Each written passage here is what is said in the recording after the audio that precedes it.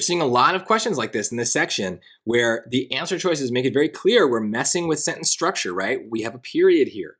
So when do we use periods to separate two independent clauses, two complete sentences? So maybe these are two complete sentences, maybe they're not, and we need something like B, C, or D, but we got to think about it in those contexts, in those terms. So where do sentences begin and end?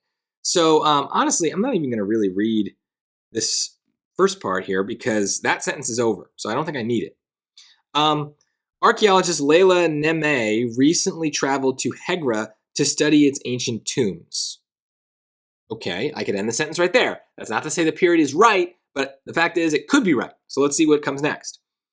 Built into the rocky outcrops of a vast desert, it's an intro clause, these burial chambers seem to blend seamlessly with nature. So we have two sentences. Our first sentence is the archaeologist traveled to study the ancient tombs. The second sentence is these burial chambers seem to blend seamlessly with nature.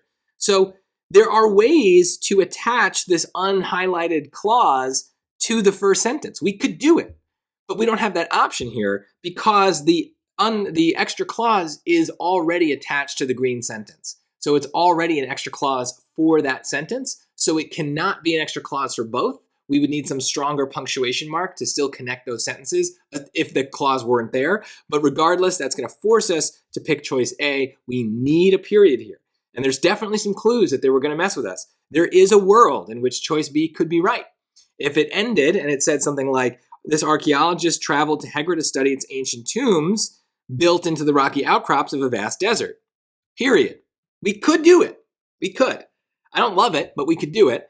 And that would make choice B correct, but that sentence doesn't actually end there. It continues on, or that clause, it continues on. And then C is trying to mess with us because I guess we could use a conjunction like and then throw a comma in there, but the lack of a comma tells me we cannot use this and to connect two sentences. There are specific rules about that. And then D is definitely wrong. We needed at least some sort of punctuation mark to mark the transition between these two things.